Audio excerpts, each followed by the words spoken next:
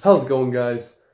Billy back coming at you with another video, and today we are going to be talking about MEPS. Now, first of all, I'm going to the Air Force. MEPS isn't as scary as you think. Don't be too scared about it because I was nervous as hell before I went.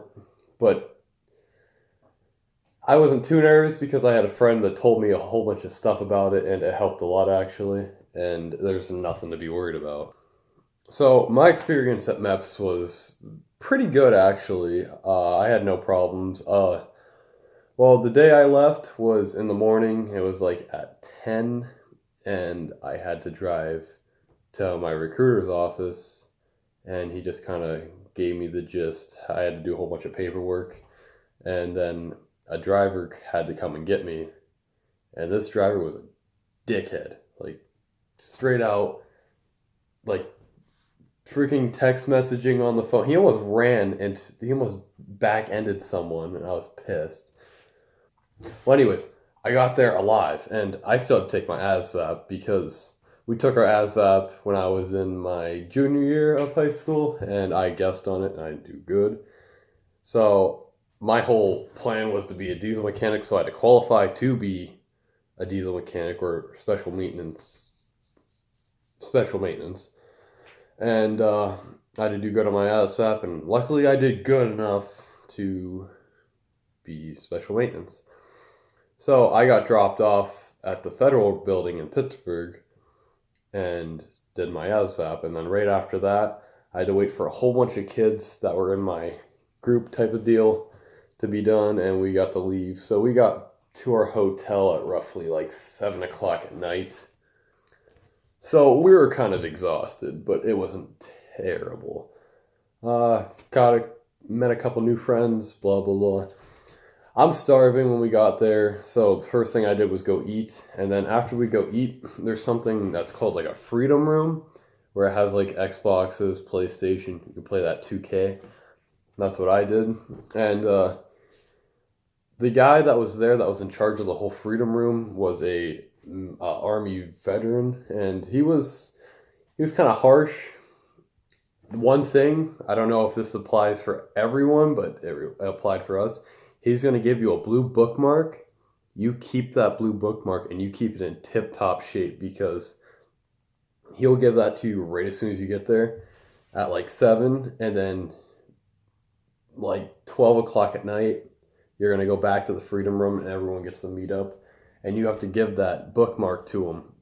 Perfect condition. Like, the one guy had a bent and he wouldn't let him leave. He had to like scrub the floors and shit. And it was sketchy, but that's about it.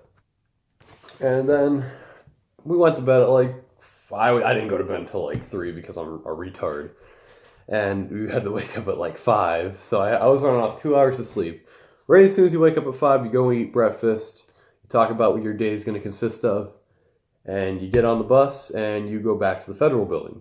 And at the federal building is where you get your exams, you do your eyes, you do your hearing, you do your vision. Well, eyes and fucking, Jesus Christ. But anyways, you'll get all that. They're real strict about MEPS, especially like the one guy had like a bug bite on his hand, and he was disqualified. I'm not going to say they're going to do that to you, because I had bug bites on my hand. It all depends on what doctor you get. If you get a dick doctor, if you get a nice doctor. I wouldn't say I got a nice doctor, but I got a doctor that was a little bit more like easygoing, I guess. It's a very long process. It's not that bad. You can't really talk, but it really isn't that bad. It's just really boring. We didn't have our phones because our Air Force guy took them. So that kind of sucked, but I mean, you have to get used to it if you're going to basics.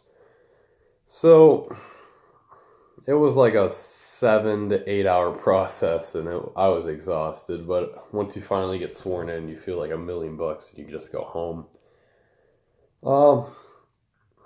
There's nothing to be worried about, guys. It's easy, it's simple.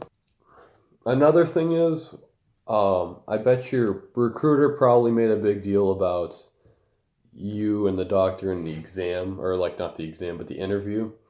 Because if you say like to your recruiter you have a scar in the back of your head and you do, he's not going to ask you about anything. But if you have a scar in the back of your head or you have a scar anywhere in your body and you did not tell your recruiter's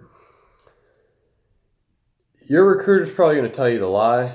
My recruiter did not. My recruiter was 100% fully honest with me. He told me not to lie. He like, just tell me everything. You'll be okay.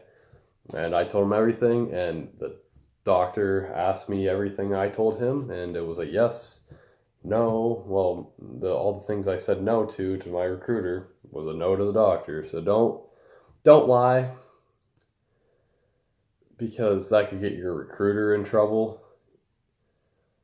So just think that. But obviously, if your recruiter is lying to you and say lie, lie, lie, don't be afraid to throw them under the bus, because that's wrong.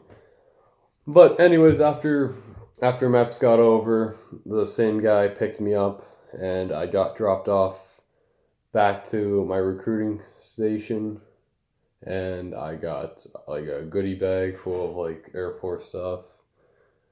Took my picture and I finally got to go home.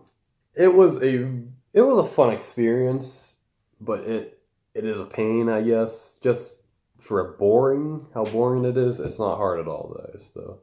So just don't take it serious. Well, do take it serious, but don't take the heart if one of the doctors yell at you or anything. You're gonna have to get used to it. You're joining the military. But that's all I have to say, guys. If you guys are going to MEPS, don't be afraid. If you guys already been through MEPS, great, and good luck to you. Love you guys.